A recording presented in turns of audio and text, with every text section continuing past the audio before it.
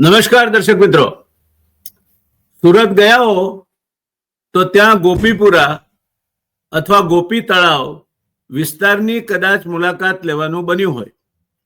ગુજરાતનું એક શહેર એવું છે જેના માટે એક કરતા વધારે કહેવતો પ્રચલિત છે.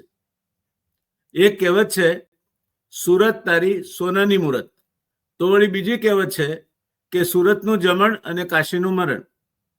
સુરતને એક તરફ સૂર્યપુર અને તાપીને સૂર્યપુત્રી ગણવામાં આવી છે, તો બીજી તરફ સુરતનું નામ સૂરજ નામની સ્ત્રી સાથે જોડવામાં આવ્યું છે. આવા સુરત બંદરનો ઉદય 16મા સૈકા દરમિયાન થયો હતો. મલિક ગોપી જેવા શાહ સોદાગર આ સમયની દેન છે. 1510માં મલિક ગોપીએ પોર્ચુગીઝ ગવર્નર આલ્ફોન્સો અલ્બુકર્કને ચાંપાનેરથી પત્ર લખ્યો હતો. ત્યારે સુરતના વજીર તરીકે તે સારી સત્તા ભોગવતો હતો. 15મી સદીના અંત ભાગમાં ગોપી મલિક સુરત શહેરમાં આવીને વસ્યો હતો અને ત્યારબાદ તેણે એક વેપારી અને વહીવટકર્તા તરીકે સારી નામના પ્રાપ્ત કરી હતી. 1516ની આસપાસ તેણે સુપ્રસિદ્ધ ગોપી તળાવ બંધાવ્યું. એ જમાનામાં સમગ્ર સુરત શહેરને ગોપી તળાવ પાણી પુરવઠો પૂરું પાડતું હતું. એક વેપારી મહાજન નગરના વિકાસમાં કેવો ફાળો આપી શકે છે તેનું આ ઉદાહરણ છે. મલિક ગોપી આગળ જતા સુરતનો ગવર્નર અને ગુજરાતનો મુખ્ય વજીર બન્યો. સુરતના આર્થિક વિકાસની દ્રષ્ટિએ વડનગરના નાગર બ્રાહ્મણ ગોપી મલિકનો નોંધપાત્ર ફાળો હતો. 16મો સૈકો સુરતની ક્રમશઃ ચડતીનો સમય હતો. સુરતની ચડતીનો સૂરજ આકાશમાં ઊંચે જઈ રહ્યો હતો, પણ હજુ સુરત જાહો જલાલીની ટોચે નહોતું પહોંચ્યું. સાથોસાથ એ પણ હકીકત હતી કે સુરતમાં મુસ્લિમ વેપારીઓએ દેશ વિદેશનો વેપાર કરીને સુરતને સમૃદ્ધિના પંથે દોર્યું હતું. બરાબર આ જ સમય દરમિયાન દરિયા ઉપર પોર્ચુગીઝ ચાંચિયાઓની ધાક જામી હતી. બરાબર મધદરિયે તેઓ મુસ્લિમ અને હિન્દુ વેપારીઓના વાણોને લૂંટતા તેમજ બાળતા. સુલતાન બહાદુર શાહ 1526 થી 1537ના સમયગાળામાં પોર્ચુગીઝો સાથે એક સંધિ થઈ હતી. આ સંધિ મુજબ ગુજરાત કાંઠેથી કોઈ પણ ગુજરાતી વહાણ પોર્તુગીઝોના પરવાના વગર આવજા કરી શકતું નહીં. સુલતાન યુગ તેમજ મોગલ યુગમાં શાસકો તાકાતની દ્રષ્ટિએ તદ્દન નિર્બળ હતા. આ બધા વચ્ચે સુરત અત્યંત ધીમી પણ મક્કમ ગતિથી એક બંદરીય નગર તરીકે વિકસતું જતું હતું. સુરતનો વિકાસ થઈ રહ્યો હતો. સુરત એક બંદરીય નગર તરીકે વિકસી રહ્યું હતું, પણ શાસકો નિર્બળ હતા. આર્થિક વિકાસની પ્રક્રિયામાં રાજકીય સ્થિરતા મહત્વનો ભાગ ભજવે છે. કોઈ પણ જગ્યાએ આર્થિક વિકાસ કરવો હોય તો રાજકીય સ્થિરતા હોવી જરૂરી છે. ઈસવીસન 1573માં ગુજરાતમાં મોગલ હુકુમત સ્થપાયા બાદ મોગલ શાસકોએ ગુજરાતમાં અને દેશમાં રાજકીય સ્થિરતા અને શાંતિનું વાતાવરણ સર્જ્યું હતું. મોગલ શાસકો એ રીતે દીર્ઘદ્રષ્ટા હતા. ગુજરાત મોગલ શાસનની આર્થિક જાહોજલાલીની પાયાની ઈંટ છે એ એમણે માન્યું અને એવી આર્થિક નીતિઓ અપનાવી જેને કારણે અમદાવાદ અને સુરત જેવા નગરોનો વેપાર ખીલે અને આંતરરાષ્ટ્રીય વેપાર માટેનું સુરત મુખ્ય બંદર બને. સુરત મુખ્ય બંદર બને તે માટે મોગલ શાસકોને એમની દ્રષ્ટિવંત વિકાસ ગાથામાં એમણે અમદાવાદ અને સુરતને પસંદ કર્યા. અમદાવાદની રીતે વિકસે, ત્યાં પણ વેપાર ધંધાઓ જામે, એમાં કોઈ અડચણ ના આવે, શાંતિ રહે, વેપારીઓ નિરાતે વેપાર કરી શકે અને સુરત એક બંદરીય શહેર તરીકે વિકસે, દેશ દેશાવર સાથે વેપાર કરે અને ત્યાં પણ વેપાર કરી શકાય તેવું વાતાવરણ, સલામતી અને શાંતિ રહે. આ મોગલ બાદશાહોએ નક્કી કર્યું. એટલા માટે 17મો સૈકો એ સુરત માટે જાહો જલાલી લઈને આવ્યો. સુરતીઓ ખાસ ધ્યાનમાં રાખવા જેવું છે કે એમની જાહો જલાલીની શરૂઆત 17મા સૈકાથી થઈ. 17મો સૈકો સુરત માટે જાહો જલાલી લઈને આવ્યો અને સાચા અર્થમાં સુરત તારી સોનાની મૂરતની કહેવત સાર્થક થઈ. વીરજી વોરા, હરિ વૈશ્ય, હાજી ઝહીર બેગ, મિર્ઝા મુરત, હાજી ઝહીર બેગ, મિર્ઝા માસૂમ અને ભીમજી પારેખ જેવા સુરતના કરોડપતિ વેપારીઓ આ સમયે થઈ ગયા.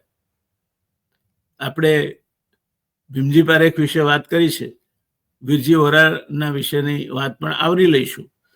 પણ મહાજન તરીકે એટલા પ્રતિષ્ઠા પાત્ર હતા. લોકમાનસ પર, લોકો પર એટલી એમની અસર હતી કે ઔરંગઝેબ જેવાને પણ એમણે હંફાવ્યો હતો. એની વાતમાં આજે પડવું નથી મારે, ક્યારેક આગળ જતા કરીશું. પણ ઔરંગઝેબે સુરતના દાખલા પરથી ફરમાન બહાર પાડવું પડ્યું કે હવે પછી ગુજરાતમાં કોઈને વટળાવવામાં આવશે નહીં. આમ વટાળ પ્રવૃત્તિ ઉપર અને ઔરંગઝેબની ધર્માંધતા ઉપર જરાય ગભરાયા વગર ભીમજી પારેખ અને વીરજી વોરા જેવા મહાજનોની આગેવાનીમાં બ્રેક લાગી. મહાજન અને નગરજેટ જેવી સંસ્થાઓનો ઉદય થયો. અમદાવાદમાં જેવી રીતે પરીખ ઉદ્ધવજી અને ત્યારબાદ શ્રી શાંતિલાલ ઝવેરી નગરશેઠ થયા, તેવી જ રીતે સુરતમાં તે સમયે નગરશેઠ તરીકે ભીમજી પારેખ 1610 થી 1686 ના સમયગાળો, ઉદ્ધવજી અને શાંતિદાસ ઝવેરી જૈન હતા, જ્યારે ભીમજી પારેખ વૈષ્ણવ વણિક હતા, જે સુરતમાં નગરશેઠ બન્યા. પ્રોફેસર મકરંદ મહેતા તેમના પુસ્તક ગુજરાતના વહાણવટીઓ, વેપારીઓ અને ઉદ્યોગપતિઓના પ્રકરણ 6 નું મથાળું લખે છે. સલ્તનત કાળનો મર્ચન્ટ પ્રિન્સ મલિક, સલ્તનત કાળનો મર્ચન્ટ પ્રિન્સ મલિક, આ પ્રકરણની શરૂઆતમાં તેઓ સમજાવે છે કે મર્ચન્ટ પ્રિન્સ એટલે મૂડીના જોરે રાજકીય સત્તા હાંસલ કરનાર પ્રભાવશાળી વેપારી. મર્ચન્ટ પ્રિન્સ વેપારીઓમાં રાજવી હોય છે અને રાજવીઓમાં વેપારી, વેપારીઓમાં રાજવી હોય છે અને રાજવીઓમાં વેપારી. સુરત સધન ગુજરાત ચેમ્બર ઓફ કોમર્સ ને ઇન્ડસ્ટ્રી જો સાંભળતા હોય, કોઈ એમના મોવડીઓ, પૂર્વ પ્રમુખો સાંભળતા હોય, તો મારે એમને પણ ધન્યવાદ આપવો છે કે એમણે સુરતને હંમેશા સમૃદ્ધિ તરફ દોરવાનું કામ કર્યું છે. જો કે હવે એમના માથે કપરી જવાબદારી છે કે સુરત સધન ગુજરાત ચેમ્બર ઓફ કોમર્સનું છેલ્લા કેટલાક વર્ષોમાં પોત પાતળું પડવા માંડ્યું છે અને અત્યારે એ સાવ પાતળું પડી ગયું છે. ત્યારે રાજકીય સત્તા હાંસલ કરનાર પ્રભાવશાળી વેપારી સોલંકી કાળનો મર્ચન્ટ પ્રિન્સ વસ્તુપાલ તેજપાલના દેરા તમે સાંભળ્યું હશે, 1185 થી 1240, મહામાત્ય હોવા ઉપરાંત ખંભાત બંદરનો અધિષ્ઠાતા હતો. તેવી રીતે સલ્તનત યુગમાં મલિક ગોપી 1456 થી 1515 પ્રધાન હોવા ઉપરાંત રાંદેર અને સુરત બંદરનો સર્વોચ્ચ અધિકારી હતો. રાંદેર અને સુરત બંદર ગોપી મલિકના તાબા હેઠળ આવતા હતા. જે ગોપીપુરા અને ગોપી તળાવની તમે નામકરણ કર્યું છે તેનું રહસ્ય આ છે. સલ્તનત કાળના આ પ્રભાવશાળી વહીવટકર્તાઓએ બંધાવેલું ગોપી તળાવ આજે પણ સુરતના રળિયામણા વારસા તરીકે સુપ્રસિદ્ધ છે. અને એ જ રીતે ગોપીપરું આજે પણ મલિક ગોપીની યાદને અમર રાખી રહ્યું છે. મલિક ગોપી માત્ર એક સફળ વેપારી અને કુશળ વહીવટકર્તા હતો એવું નથી. નરસિંહરાવ ભોળાનાથ દિવેટિયાએ આ પૂર્વજ બહુશ્રુત અને વિદ્વાન હોવા ઉપરાંત ફારસી તેમજ પોર્ચુગીઝ ભાષા પર સારું પ્રભુત્વ ધરાવતો હતો. કોનો પૂર્વજ? નરસિંહરાવ ભોળાનાથ દિવેટિયા જેવા વિદ્વાનનો. અંગ્રેજ મુસાફરો ડોક્ટર જોન ફ્રાયર 1672 અને જે ઓલિંગને 1679 મર્ચન્ટ ગોપી વિશે ખૂબ વિશદ છણાવટ કરતા એને પ્રતિભાશાળી મર્ચન્ટ સ્ટેટમેન તરીકે બિરદાવ્યો છે. મલિક ગોપીનો સમય હિન્દ મહાસાગર પર પોર્ટુગીઝ સમગ્ર પ્રભુત્વનો સમય હતો અને એ રીતે મલિક ગોપીનો ઇતિહાસ તેમજ તેની કારકિર્દી ગુજરાતના વાણિજ્યિક ઇતિહાસ અને સુરતના વિકાસના ઇતિહાસનું એક મહત્વનું પ્રકરણ છે. સુરતનું બારું એ વખતે વેનિસ જેટલું કાર્યરત હતું. સુરત મહત્વનું પશ્ચિમી કાંઠા ઉપરનું બંદર હતું અને એથી જ આકર્ષાઈને શિવાજીએ સુરતને એક કરતા વધારે વખત લૂંટ્યું પણ ખરું. સુરત સમૃદ્ધ હતું, સુરત સમૃદ્ધ રહ્યું છે, સુરત સમૃદ્ધ છે અને સુરત સમૃદ્ધ રહેશે જો સુરતીઓ રાખવા ધારે તો. પણ એના માટે એમણે ગોપી મલિક જેવી સબળ નેતાગીરી, એ નગરના નેતા તરીકે, મેયર તરીકે અથવા સધન ગુજરાત ચેમ્બર ઓફ ઇન્ડસ્ટ્રી હોય કે બીજા એના ડાયમંડ એસોસિએશન હોય, એ બધાના નેતૃત્વમાં સબળ નેતાગીરીને પ્રોત્સાહન આપવું પડશે. જે અત્યારે ચાલે છે તે ચાલતું રહેશે તો સુરત પોતાનું સ્થાન ગુમાવશે, એ પણ એટલું જ નક્કી છે. મલિક ગોપીનો ઇતિહાસ તેમજ તેની કારકિર્દી ગુજરાતના વાણિજ્યિક ઇતિહાસ અને સુરતના વિકાસના ઇતિહાસનું એક મહત્વનું પ્રકરણ છે. મલિક ગોપી પોર્ચુગીઝોના દરિયાઈ સામ્રાજ્યનો સાક્ષી હતો. સુલતાનો જમીન પર વાઘ જેવા પણ દરિયામાં તેમની બકરી બે થઈ જતી. માત્ર જમીનની તાકાત જ વધારવી અને આટલો વિશાળ દરિયાકાંઠો ધરાવતા પોતાના સામ્રાજ્ય માટે તાકાતવાન નૌકાદળ ન વિકસાવીને જે તે સમયના શાસકોએ એક મોટી ભૂલ કરી હતી. જો તેમણે નૌકાદળ વિકસાવ્યું હોત તો પોર્ચુગીઝો અને યુરોપિયનોને મારી ભગાડ્યા હોત. અત્યારે સુરત આવી મોટી ભૂલ એના એરપોર્ટના વિકાસને રૂંધીને કરી રહ્યું છે. નથી ચેમ્બર ઓફ કોમર્સમાં એ શહૂર, કે નથી મહાનગરપાલિકામાં, કે નથી એમના કહેવાતા ચૂંટાયેલા પ્રતિનિધિઓમાં એ શહૂર, કે એના પ્રશ્નો હાઈકોર્ટમાં નથી ઉકેલવાના, એના પ્રશ્નો સાથે બેસીને ઉકેલી આપે. એરપોર્ટનો વિકાસ રૂંધાયો છે અને જ્યાં સુધી આંતરરાષ્ટ્રીય કક્ષાનું મોટું એરપોર્ટ નહીં બને ત્યાં સુધી સુરતમાં ડાયમંડ બુર્સ ભલે બન્યા, એ ખાલી રહેશે. સુરતમાં દેશને નો સર્વોત્કૃષ્ટ કહી શકાય એવો નાનુભાઈ વાનાણી કહે છે કે દેશનો સર્વોત્કૃષ્ટ જેમ એન્ડ જ્વેલરી પાર્ક એ સુરતમાં છે, અને એ સાચી વાત છે. ત્યારે સુરતે પોતાના ભૂતકાળને યાદ રાખીને પોતાના વર્તમાન પ્રતિનિધિઓને નીમવા જોઈએ, અને એ વર્તમાન પ્રતિનિધિઓ કરતા હવે પછીના ભવિષ્યમાં જે લોકો આવવાના એ છળકપટ કરીને ગમે તે રીતે પેસી ન જાય અને માત્ર ને માત્ર સત્તાની પગચંપી કરનારા ન બની રહે, એ સુરતે જોવું પડશે. જો સુરતે નહીં જુએ તો સુરતનો પતન થતા પણ વાર નહીં લાગે. જો મોગલોએ નૌકાદળ વિકસાવ્યું હોત તો પોર્ચુગીઝો અને યુરોપિયનોને મારી ભગાડ્યા હોત. નહીં વિકસાવ્યું. જેમ અત્યારે એરપોર્ટની હાલ છે નૌકાદળના જેવી જ છે. જો સુરતમાં આંતરરાષ્ટ્રીય એરપોર્ટ બહુ મોટા પાયા પર વિકસે તો એ બધાને પાછળ મૂકીને, મુંબઈને પણ પાછળ મૂકીને આગળ નીકળી જવાની ક્ષમતા ધરાવે છે. પણ વામણી નેતાગીરી એ કરી શકશે કે કેમ, એ ખૂબ મોટો યક્ષ પ્રશ્ન છે. જો તેમણે નૌકાદળ વિકસાવ્યું હોત તો પોર્ચુગીઝો અને યુરોપિયનોને મારી ભગાડ્યા હોત. આમ ન થવાને કારણે પહેલા પોર્ચુગીઝ અને ત્યારબાદ રીતસરનું બ્રિટિશ શાસન આપણા પર ચડી બેઠું. માત્ર ને માત્ર દરિયાઈ સત્તા ઉપર તાકાત અને એમણે વિકસાવેલ ટેકનોલોજી આધારિત દરિયો ખેડવાની કળા તેમજ દરિયાઈ યુદ્ધ માટેની સુસજ્જતાથી પોર્ચુગીઝોએ ભારતને નમાવ્યું. ગોપી મલિક એક વિદ્વાન અને મુત્સદી વ્યક્તિ હતો. સુલતાન મહમ્મદ બેગડા ઉપરાંત એનો પુત્ર મુઝફ્ફર શાહે ગોપીની નિમણૂક રાંદેર અને સુરત ઉપરાંત ભરૂચ બંદરના નાઝીમ તરીકે કરી હતી. આ તબક્કે એક બીજા વ્યક્તિત્વની વાત જોડવી આવશ્યક જણાય છે. 1507માં દીવ બંદર જીતીને પોર્ચુગીઝોએ ત્યાં કિલ્લો બાંધ્યો. તે અગાઉ મલિક અયાઝની નિમણૂક દીવ બંદરના ગવર્નર તરીકે કરી હતી. મલિક અયાઝ જોર્જિયન રશિયન લોહીનો વારસદાર હતો. લડાયક મિજાજ અને ખુમારી એના વ્યક્તિત્વનું આગવું પાસું હતું. આપણે ગોપી મલિકની વાત કરી રહ્યા છીએ, આ મલિક અયાઝની વાત છે. એ વિશે ક્યારેક વિગતે વાત કરીશું. દોસ્તો, મૂળ વાત એ છે કે મલિક ગોપીથી વિરુદ્ધ આ નરબંકાએ એટલે ગોપી અયાઝે, મલિક અયાઝે, જેને પોર્ચુગીઝોએ નિમ્યો હતો, જોર્જિયન રશિયન લોહીનો એ વારસદાર હતો, એણે એ મલિક ગોપી વિદ્વાન હતા, મુત્સદી હતા અને વેપારી હતા. પણ આ મલિક ગોપીથી વિરુદ્ધ આ નરબંકાએ એટલે મલિક અયાઝે 1518 થી 1521 સુધી પોર્ચુગીઝો સામે બહાદુરીપૂર્વક લડાઈ લડી. 1921માં પોર્ચુગીઝોના જાફરાબાદ ઉપર દરિયાઈ હુમલા દરમિયાન એક ગોળીથી ઘવાયો, દીવ ગયો અને બાજુના ઉના ગામમાં 1522માં એ મૃત્યુ પામ્યો. ગોપી મલિક અયાઝની જેમ લડાયક એડમિરલ નહોતો. ગોપી મલિક અયાઝની જેમ લડાયક એડમિરલ નહોતો. એ વેપારી હતો, અસાધારણ બુદ્ધિ પ્રતિભા ધરાવતો હતો અને રાજકીય પુરુષ હતો. તેણે જોયું કે પોર્ચુગીઝ ચાંચિયાઓને ખુદ તેમના શાસકો મદદ કરી રહ્યા છે, ત્યારે દરિયા યુદ્ધમાં એમની સામે પડીને જીતવું શક્ય નથી. એટલે એણે પોર્ચુગીઝ નૌકાપતિઓ સાથે વાટાઘાટો કરીને એમની સાથે ડચ ચાંચિયા અને વેપારીઓની વિરુદ્ધ હાથ મિલાવ્યા અને વાણોને દરિયા પરના દેશોમાં મોકલીને ધૂમ વેપાર કર્યો. ગોપીએ પોર્ચુગીઝ સત્તાના મિત્ર તરીકે ગુજરાતનું વ્યાપારી હિત સાધવાનું કામ કર્યું.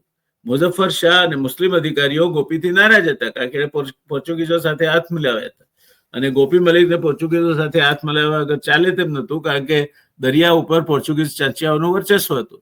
એટલે આ પરિસ્થિતિમાં એના સહકારથી સુરત બોળો વેપાર અને અઢળક દ્રવ્ય કમાયું. એના વિશે કોઈ અત્યંત કાબેલ વેપારી અને મુત્સદીનું મંતવ્ય ધરાવે છે તો 1611માં પ્રસિદ્ધ કરેલ ગ્રંથ મિરાતે સિકંદરીમાં સિકંદર ઇબ્ને મોહમ્મદ મંજુએ મલિક ગોપીની નિંદા કરતા લખ્યું છે કે તે મુસ્લિમો પ્રત્યે અવિશ્વાસ ધરાવતો પોર્તુગીઝોનો વિશ્વાસી માણસ હતો. પ્રોફેસર મકરંદ મહેતા નોંધે છે કે એક પ્રસંગે ગોપી મલિકે સુરતની હવેલીમાં નાચગાનનો કાર્યક્રમ રાખ્યો અને સુલતાન મુઝફ્ફર શાહના માનીતા સરદાર અહમદ ખાને માર મરાવીને તેનું મોત ઉપજાવ્યું. તેથી મુઝફ્ફર શાહે મલિક ગોપીની હવેલી લૂંટી, તેનું ધન લૂંટ્યું અને તેના હાથ બાંધીને ફાંસીએ લટકાવી દીધો. જો કે અલ્બુકર્કે તેની કોમેન્ટ્રીઝમાં લખ્યું છે તે મુઝફ્ફર શાહ માટે ગોપીની કીર્તિ અને દોલત જીરવવી મુશ્કેલ હતી અને તે કારણથી ગોપી સલ્તનત કોર્ટમાં દુશ્મનરૂપ થઈ પડ્યો હતો. મલિક ગોપીના જીવનનો 1515માં છેવટે અંત આવ્યો. સુલતાન મુઝફ્ફર શાહના માનીતા સરદાર અહમદ શાહને માર મરાવીને એનું મોત નિપજાવ્યું. એટલે મુઝફ્ફર શાહે ગોપીની હવેલી લૂંટી અને એને ફાંસીએ લટકાવી દીધો. અઢળક દ્રવ્ય કમાનાર ગોપી મલિક સમાજ પ્રત્યેના એના પ્રદાન માટે જાણીતો છે. એણે 1511માં બંધાવેલ ગોપી તળાવના કારણે જાણીતો છે. મંદિર ધર્મશાળા બનાવીને પોતાનું દ્રવ્ય વાપરવાને બદલે પોતાનું દ્રવ્ય વાપરીને માણસ અને પશુ પંખીઓને ઉપયોગી થાય તેવું વિશાળ જળાશય એણે 1511માં હિન્દુ ચાલુક્ય શૈલી મુજબ બંધાવ્યું હતું. જર્મન મુસાફર આલ્બર્ટ ધ મેન્ડેલ્સોએ 1 માઇલના ઘેરાવામાં 58 ચોરસ એકર વિસ્તારમાં પથરાયેલ આ તળાવ વિશે 1938માં આ મુજબ લખ્યું છે. આ તળાવ ઉનાળામાં પણ સુકાતું નથી અને તે સમગ્ર સુરત નગરને પાણી પૂરું પાડે છે. ઉનાળામાં સુરતીઓ ઠંડી અને સ્વચ્છ હવા ખાવા અહીં ફરવા આવે છે. ફ્રેન્ચ મુસાફિર જીન દ થેવેનાએ 1667માં લખ્યું, ગોપી તળાવ સુરતના ધર્માદ વેપારી ગોપીએ બંધાવ્યું છે. તે અત્યંત રળિયામણું છે. લોકો અહીં આવીને મિજલસ એટલે કે ઉજાણી કરે છે. આવા વિશાળ તળાવ 16 ખૂણાવાળો છે અને પ્રત્યેક બાજુ 100 ડગલા જેટલી લાંબી છે. તેના તળિયે ભૂરા રંગના લીસા પથ્થરો હોવાથી પાણી સ્વચ્છ ભૂખરું દેખાય છે અને તે આંખને ઠંડક આપે છે. તળાવની ફરતે રોમન એમ્ફીથિયેટરની જેમ અડધો ફૂટ ઊંચાઈના પગથિયા ઉપરથી છેક તળિયા સુધી કરેલા છે. આવા એક બાહોશ વેપારી, ધનપતિ, મુત્સદી અને વહીવટ નિપુણ ગોપીના જીવનનો અંત 1515માં આવ્યો, જેને આજે 2025માં 510 વર્ષ થયા. એનો સુરત જ્યારે મધ્યાહ્ને હતો ત્યારે માત્ર સલ્તનતમાં જ નહીં, તેનો સૂર્ય જ્યારે મધ્યાહ્ને હતો ત્યારે માત્ર સલ્તનતમાં જ નહીં પણ પોર્ચુગીઝ અને દૂર સુદૂરના દેશોના શાહ સોદાગરો અને વેપારીઓ એના પ્રભાવ હેઠળ હતા. એની પ્રતિભા માત્ર સુરત પૂરતી મર્યાદિત નહોતી. એ મર્ચન્ટ પ્રિન્સ હતો.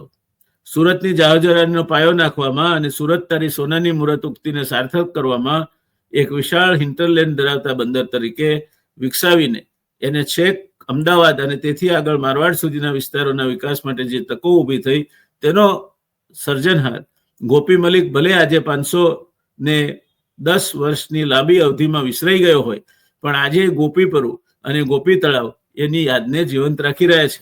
ગુજરાતની વિકાસ ગાથાની ઇમારતનો મજબૂત પાયો નાખનારોમાં ગોપી મલિકનું નામ અગ્રણી બની રહેશે. દોસ્તો, ઇતિહાસ યાદ રાખવો જોઈએ.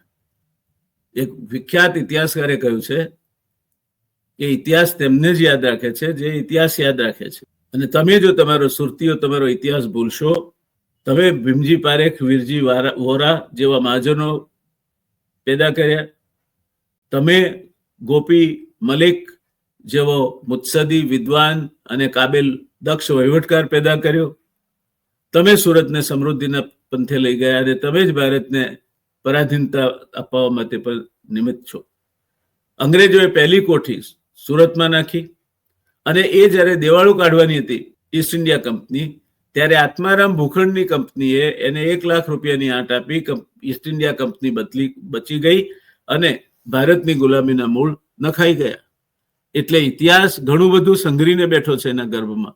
અને ઇતિહાસમાં સ્થાન પામવું એ સરળ નથી. ઇતિહાસમાં સ્થાન એ જ પામે છે જે ઇતિહાસ રચી જાણે છે. નેતૃત્વ જાહેરાતોથી ઊભું થતું નથી. નેતૃત્વ વાહી કરવાથી ઊભું થતું નથી. તમને ઇતિહાસ અને ભવિષ્ય તો જ યાદ રાખશે જો તમે સૌના માટે કંઈ વિશિષ્ટ પ્રદાન કર્યું હશે. ખાસ કરીને સુરતના મહાજનોએ આ સમજવા જેવું છે. અને જ્યાં સુધી મહાજનોના મગજમાં હશે ત્યાં સુધી સુરતના વિકાસને કોઈ નહીં રોકી શકે. પણ જો મહાજનો ચાપલુસીમાં પડશે અને જે પ્રકારે આજે સુરત એરપોર્ટની અવદશા થઈ રહી છે, એનો પ્રશ્નનો ઉકેલ નથી આવતો, એ રીતે મહાનગરપાલિકા હોય જ્યાં જેનું કોઈનું શાસન હોય, મારે આને રાજકીય મુદ્દો નથી બનાવવો, પણ મહાનગરપાલિકા હોય કે સધન Gujarat chamber of commerce and industry હોય, જ્યારે કંઈક થાય, એરપોર્ટ બન્યું તો ગુલાબનો હાર પહેરવા તમે ડોકા લાંબા કરીને દોડી જાઓ છો, તો હવે અટક્યું છે તો કેમ જવાબદારી નથી લેતા? તમે દિલ્હી જઈને કરો છો શું? એનો તમારી સુરતની પ્રજાને, સુરતના વેપારીઓને હિસાબ આપવો જોઈએ. સધન ગુજરાત ચેમ્બરની નેતાગીરી દિવસે દિવસે ઘસાતી જાય છે અને એનું મહત્વ દિલ્હીમાં તો ઠીક, ગાંધીનગરમાં પણ આજે સુષ્ટુ કરનાર એક સંસ્થા તરીકે રહ્યું છે, એવું મારું વ્યક્તિગત માનવું છે. હું ઈચ્છું કે હું ખોટો પડું. તો દોસ્તો, સુરતને જેણે મજબૂતાઈથી વિકસાવ્યું, આજના સુરતના સુવર્ણયુગનો પાયો જેણે નાખ્યો, એ સુરતના અને રાંદેરના ગવર્નર, સુરતના અત્યંત વિચક્ષણ વેપારી, ચાણક્ય બુદ્ધિ ગોપી મલિકને આપણે યાદ કરીએ. સુરતીઓ, તમે ભૂલી ગયા તો તમે પણ યાદ કરજો. આટલી વાત સાથે આ મારી રજૂઆતને અંત તરફ દોરી જાઉં છું. સુરત તારી મુરત સદાય સોનાની રે, સુરત હંમેશા ધબકતું રહે, સુરત હંમેશા ચળકતું રહે, સુરત હંમેશા વ્યસ્ત રહે, સુરત હંમેશા મસ્ત રહે. સુરત મારા ચહેતા શહેરોમાંનું એક શહેર છે. ધન્યવાદ. આવજો દોસ્તો.